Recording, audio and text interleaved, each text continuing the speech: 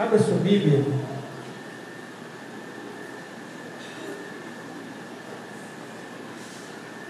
Segunda carta de Pedro, segunda epístola de Pedro, capítulo 2, versículos 17 ao 20. Segunda Pedro 2, 17 ao 20.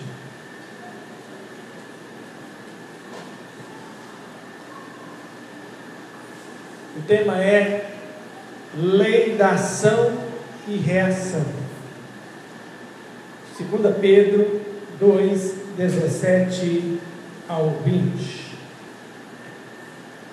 Diz assim: estes homens são fontes sem água e névoas impelidas pela tempestade.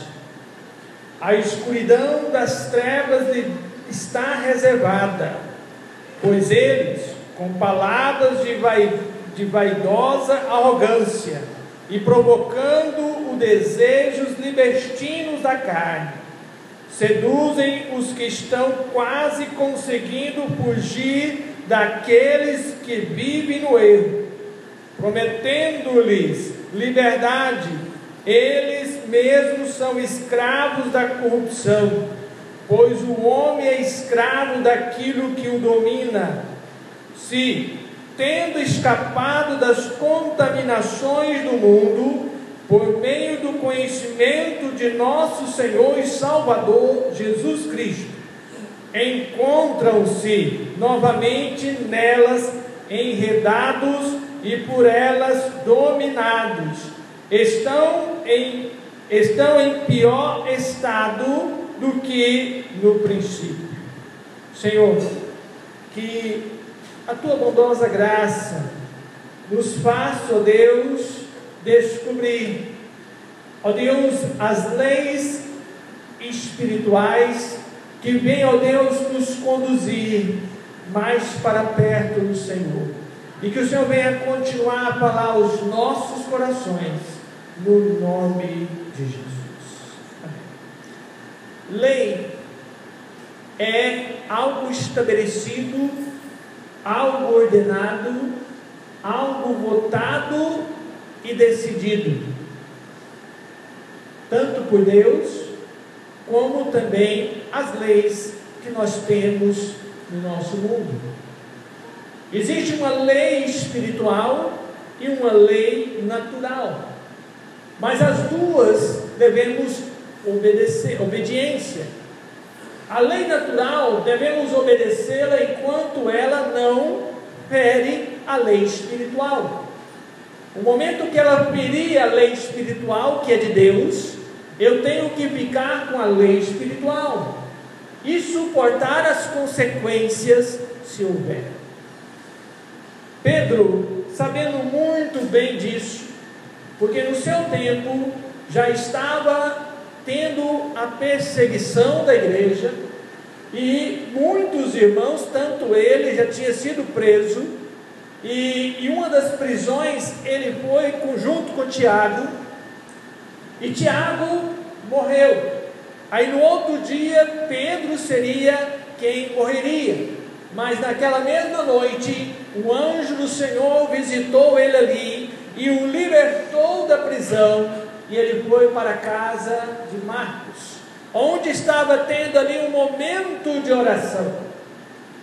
Então ele experimentou bem as duas leis, lei espiritual e lei natural. A lei define as regras, a recepção dela mostra a sua reação. Em tudo há uma lei, e o que eu faço com ela demonstra minha ação e reação. O apóstolo Pedro experimentou com clareza em sua vida e pôde falar com autoridade sobre o assunto. Então ele experimentou, ele tem autoridade para falar como é e o que é e como devemos nos postar diante dessas leis. E quando enfrentamos e vencemos algumas leis em nossas vidas, isso nos dá a capacidade de falar sobre o assunto. Mas quais leis têm dominado a minha vida? E como é a minha ação e reação diante delas? Então, eu tenho um meio de escape. Como eu vou ter ação e como eu vou ter a reação mediante uma lei. Mediante uma lei. E nosso corpo tem uma lei também. Então tem uma lei física, aonde o meu físico já nasceu com o germe do pecado. Então já tem uma lei sobre minha vida, que a tendência dela é me levar para o pecado. O apóstolo Paulo, falando sobre isso aos Coríntios, ele falou que o bem que ele queria fazer, ele não conseguia, mas o mal que ele não queria fazer, esse a sua carne queria fazer. Tinha liberdade para fazer e desejava fazer, mas como na vida espiritual, tudo que vamos oferecer ao Senhor, como vamos ser diante do Senhor, requer de nós sacrifício, requer de nós entrega, e devemos entregar, se queremos crescer e chegar ao ponto de maturidade cristã. Devemos abrir mão para que o Senhor venha aparecer mais em nossa vida, através do Espírito Santo que habita em todo aquele que já aceitou Jesus Cristo. As 3 leis que irei apresentar agora é baseada no que Pedro expressou. A lei da graça. Pedro, quando diz no verso 17: esses homens são pontes sem água e névoas impelidas pela tempestade. A escuridão das trevas lhe está reservada. Aqui ele está falando da lei natural e também da lei espiritual. A lei da graça é aquela que nenhum homem, nenhuma mulher, nenhum ser humano merece a salvação. Essa é a lei da graça. Mas só que Jesus Cristo veio e pagou o preço de resgatar essas pessoas. E todo aquele que nele crê, o crer aqui não é falar eu creio, o crer aqui é demonstrar com sua vida que crê, demonstrar com sua vida que tomou posse, que é seu. Você não larga aquela palavra e você crê que Jesus está com você, não importa o momento, não importa o que aconteça. Então crê, e todo aquele que nele crê tem a vida eterna. Essa é a graça. Nós não merecíamos, mas Jesus fez e pagou o preço por nossas vidas. Ele pagou. E agora eu tenho que aceitar essa graça. Aceitar, porque Ele é quem dá a salvação. Jesus é o único que pode salvar qualquer pessoa. Então eu tenho que aceitar essa graça. Mas como eu vou aceitar? Na minha vida, no momento que eu estou ouvindo a palavra de Deus, o Espírito Santo está trabalhando no meu coração, que é mente, na minha mente, me mostrando que do jeito que eu estou, Ele não está se agradando. Aí esse momento é o da graça. Ele está me convencendo que do jeito que eu estou, não agrado Ele. E Ele quer entrar na minha vida para que eu e você possamos ter essa graça. Graça, favor imerecido. Ninguém merece, mas Jesus salva. Jesus quer salvar a todos, mas nem todos querem ser salvos. Nem todos vão conseguir ser salvos, porque as pessoas querem mudar primeiro para depois aceitar. Esse período já passou. Esse período é lá no Antigo Testamento. Esse período é lá onde a lei foi colocada sobre o povo e o povo tinha que viver a lei para receber. Então no Antigo Testamento era assim, mas hoje as pessoas têm que largar primeiro algumas coisas para depois eu ir. Não, Jesus está falando para você: venha como você está, e eu, à medida que você se entregar a mim, eu agirei na sua vida. Eu agirei na sua vida e mudarei a sua vida. Então Pedro está falando aqui de falsos mestres que ensinavam o que não tinham, davam a experiência que não viviam. Então esses homens que estavam ali ensinando, ele diz: esses homens são fontes sem águas e névoas impelidas pela tempestade. A escuridão das trevas lhe está reservada. Então esses falsos mestres, se não se arrependessem, se não se voltassem para Deus, se não convertessem suas vidas a Deus, através da graça, Jesus tocando nas suas vidas, e Ele abrindo o coração e recebendo essa salvação, só assim eles estariam na eternidade com o Senhor. Porque na eternidade tem dois períodos: tem o da luz e tem o das trevas.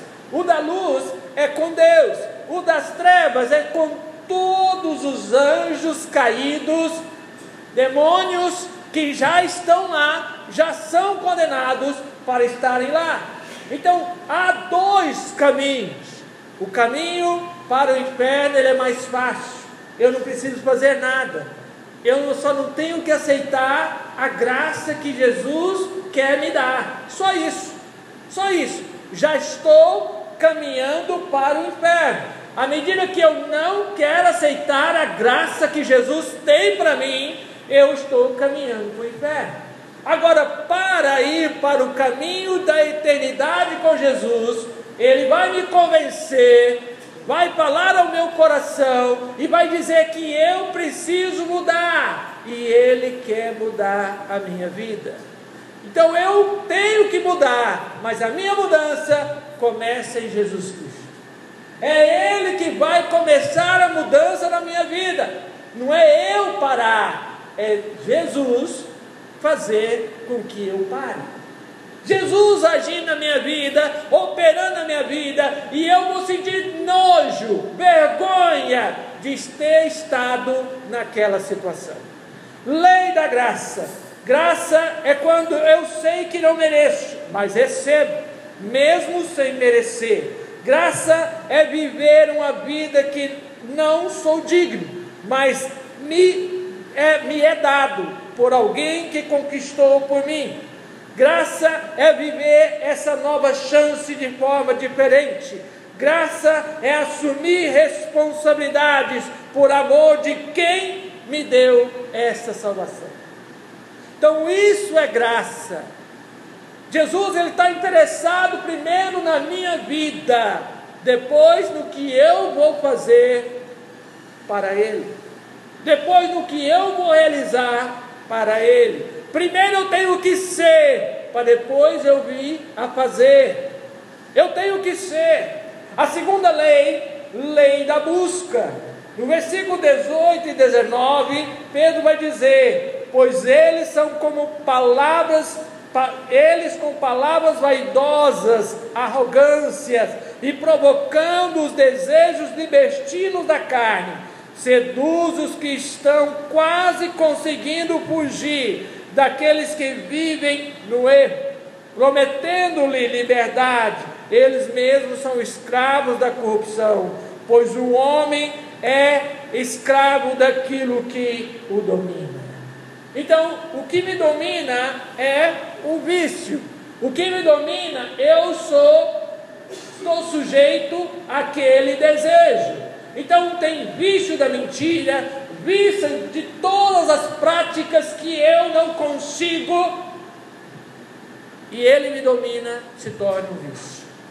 Então tem vício do pecado, tem pessoas que são viciadas em pecar, tem vício muitas vezes de bebida, de refrigerante, vício de muitas coisas, de café, vício. Então quando ele me domina, eu tenho que abrir mão, porque ele não pode me dominar, não pode.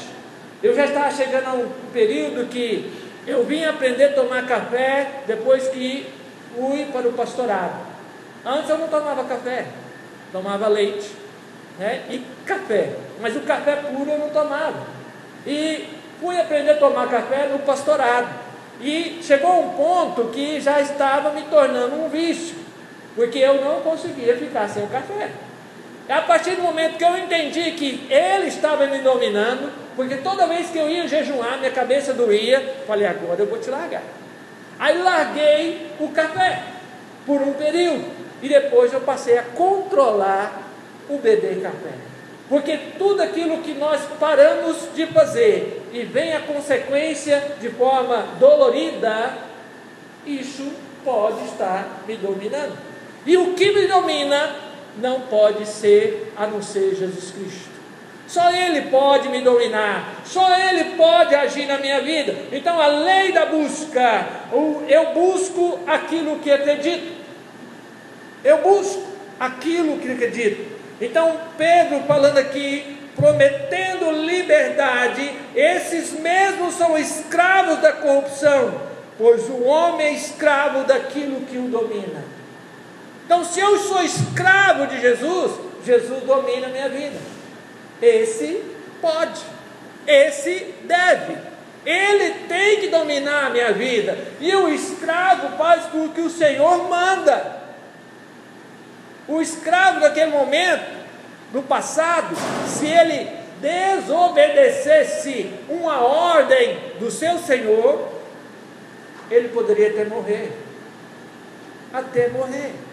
mas estamos na graça.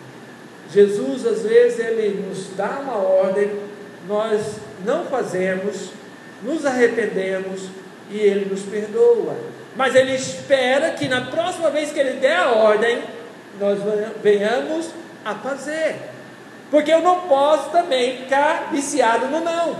Ah, Jesus não, Jesus chama outro, Jesus tem tantas pessoas mais capacitadas do que eu, chama outro. Mas Jesus está falando, é você que eu quero.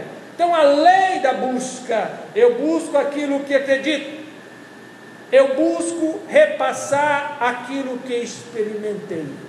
Pedro está passando aquilo que ele experimentou na sua vida. É bom você ouvir uma mensagem de que a pessoa experimentou, de que a pessoa sabe o que está falando, de que a pessoa sabe o que vai estar vivenciando, porque é algo que dá autoridade. Eu busco aquilo que governa minha vida. Então se Jesus é que governa minha vida, eu busco a Ele, Essa última canção, né, a segunda canção, Graça, essa canção ela mostra a realidade que tem que ser a nossa vida. Ela mostra como devemos nos postar diante do Senhor, como devemos nos fazer. A terceira lei, a lei da transmissão. Então, a lei da graça, a lei da busca e a lei da transmissão. Essa lei, eu vou passar aquilo que eu estou vivendo. Aqueles falsos mestres estavam passando o que eles estavam vivendo no pecado. Diz que pessoas já estavam quase saindo daquele estado de pecado, e eles chegavam lá, não, lá que você é bobo, você vai ser careta, não, para com isso, ó, vamos mais uma vez. Aí a pessoa ia, aí no outro dia de novo, olha, mas só mais uma vez, vamos lá, e a pessoa vai de novo. Então eles levam a pessoa para o pecado e não para Cristo. A lei da transmissão é a lei, como ele vai dizer aqui, prometendo liberdade. Eles mesmos são escravos da corrupção, pois o homem é escravo daquilo que o domina. Se, tendo escapado das contaminações do mundo, por meio do conhecimento de nosso Senhor e Salvador Jesus Cristo, encontra-se novamente nelas enredados e por elas dominados, estão em pior estado do que no princípio. estão em pior estado. Um pouco da minha história. Nasci num lar evangélico. Se fosse contar, estou perto de fazer 49, então eu tenho 44 anos evangélico. Se for contar a vida inteira, 5 eu descarto ela, mas 5 foi uma experiência pela qual eu vi como é lá fora, como se vive lá fora. E esses 5, essa última parte do versículo aqui, aconteceu na minha vida. Aceitei Jesus, eu tinha 7 anos, na escola bíblica, na sala da escola bíblica. E hoje, quando eu encontro a tia, ela fala: tia, eu que tenho que ser, chamou você de pastor agora. Mas começou com você, né? Começou. Então, quando eu encontro com ela, eu falo: começou com você. O que eu sou hoje, Jesus usou você. Então, eu sou aquilo que você plantou. E quando eu vivenciei esse momento que saí, aos 12 anos, saí, porque meu pai era daquele: vai com sua mãe, mas ele não ia, né? Aí tinha 4 filhos homens, uma mulher, e aí os 2 mais velhos, que eram o meu irmão e eu, meu irmão com 14 e eu com 12, começou a ir jogar bola, e começou meu pai a nos conduzir para a bola, e depois da bola, nós fomos enredados pela vida dele, para ir para a bebida e para o jogo do vício, que é a sinuca. Então, eu jogava muita sinuca e aquilo me fazia mal, porque era apostado. Um menino de 12, 13, 14, 15 anos, 16 anos, perto dos 17, Jesus teve que me tirar tudo que estava me levando a me afundar no pecado. Eu saí do emprego que eu trabalhava, estava crescendo na empresa, saí de um namoro de 5 anos com uma menina, estávamos pretendendo casar com 18, saí da cidade que eu gostava, que era Goiânia, e nos levou lá para Iporá. E chegando em Iporá, não conhecia ninguém, não sabia nem que existia essa cidade. E eu fui para lá, mas só que na segunda semana que nós estávamos lá, tinha o culto da 100ª ovelha. O que é a 100ª ovelha? É aquela ovelha que desviou do aprisco. Desviou do aprisco do Senhor, aquela ovelha que se afastou do pastoreio do Senhor. Então eu experimentei isso aqui, essa última parte, onde ele diz: pois ali, quando eu conheço e largo, o meu estado se torna pior do que antes. Então eu me afundei naquele estado, porque eu conhecia, mas larguei Jesus, mas voltei antes dos 17, e quando eu voltei, ele falou: nunca mais eu te largo. Eu falei para Jesus: nunca mais eu te deixo. E uma semana depois, eu estava lá novamente meu pai, meu companheiro, e ele também tinha aceitado Jesus, reconciliado. Mas só que nós estávamos num lava-jato, e naquele lava-jato tinha ali as garrafas de cerveja, tinha a isopor, né, que é onde colocava lá dentro aquela garrafa de cerveja, ficava geladinha. Eu falava assim: olha, vamos tomar uma? Eu falei assim: não, pai, agora nós é crente, não pode mais não, filho, mas é só uma, escondido, nós colocamos aqui o isopor aqui dentro, a garrafinha, coloca debaixo da mesa, ninguém vai ver. Aí eu falei: tá bom, pai, você está insistindo, vamos tomar. Na hora que eu peguei, colocou no meu copo, que eu fui levar a boca, eu falei: nunca mais eu bebi. E nunca mais bebi. E ele não deu conta. Eu pensei que ele ia se incentivar com aquilo, e ele bebeu sozinho, e até hoje ele está bebendo. Não deu conta, porque eu tomei uma posição, lei da transmissão: eu não quero mais, então transmito o que eu vivo. Transmiti o que eu estava vivendo, não quero mais viver essa vida, e pronto. transmito e passo o que me governa. Então, daquele momento, eu passei a lutar contra essas atitudes e vivenciar a nova vida em Cristo. Ele estava me governando. Ele estava me governando. Transmito uma consequência dos meus atos. Então, se eu não vivo essa nova vida com intensidade e com vontade, a tendência é sempre eu ir para o lado do pecado e aceitar o pecado. Mas só que o pecado tem consequência. Romanos 3 diz que o pecado, ele está em nossas vidas e estamos afastados da glória do Senhor. E todo pecado nos leva à morte. Romanos 6, 23 diz que o salário do pecado é a morte, mas o dom gratuito de Deus é a vida eterna. É a vida eterna. Essa vida eterna que Jesus quer dar. O pecado quer levar para a morte, que é a morte eterna.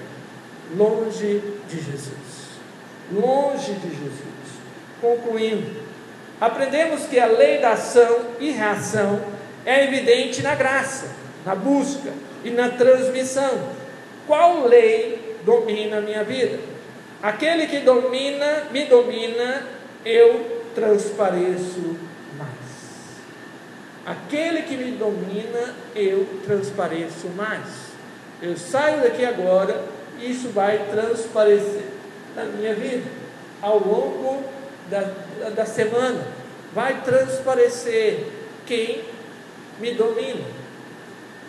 Qual lei domina a minha vida? Curva a sua cabeça. Qual lei domina a sua vida? A lei da graça ou a lei do pecado? Qual lei domina a sua vida? Qual você vai querer abandonar para viver a outra? Qual delas? Jesus, ele falou ao seu coração. Se alguém aqui talvez está esfriando na fé, está começando a olhar para as coisas do mundo e querer desejar essas coisas, ou talvez você que não tem Jesus ainda, você está pensando em primeiro largar algumas coisas para depois aceitar Jesus. Jesus falou para você: venha como está e eu mudo a sua vida. Todo mundo que foi para Jesus foi como estava. Eu fui como estava e Jesus mudou a minha vida. Eu fui como estava. Eu não esperei parar primeiro o que eu fazia para depois ir para Jesus. Eu aceitei Jesus e parei com o que eu fazia de errado. Há alguém aqui que quer mudar o estado da lei que o domina? Se a lei que o domina for Jesus, amém por isso. Mas se a lei que o domina for aquilo que leva você para afastar de Deus, eu convido você a abandonar essa lei e ir para a lei que é Jesus Cristo. A lei da graça de Jesus, que nenhum de nós merecemos a salvação, mas Ele quer nos salvar. Alguém quer fazer isso? Levante sua mão. Eu quero orar com você. Alguém que quer aceitar Jesus como Senhor e Salvador da sua vida e deixar Ele? Amém. Vem aqui, seu Joaquim. Aí, seu Joaquim, obrigado, Deus. Mais alguém quer acompanhar o seu Joaquim? Deixar tudo por Jesus. Deixar tudo por Jesus e falar: eu quero Jesus. Essa é a sua decisão. Jesus quer te salvar, mas você quer ser salvo? Se você quer ser salvo, aceita Jesus. Mais alguém? Não? Queria convidar o seu Joaquim aqui à frente, chamá-lo aqui.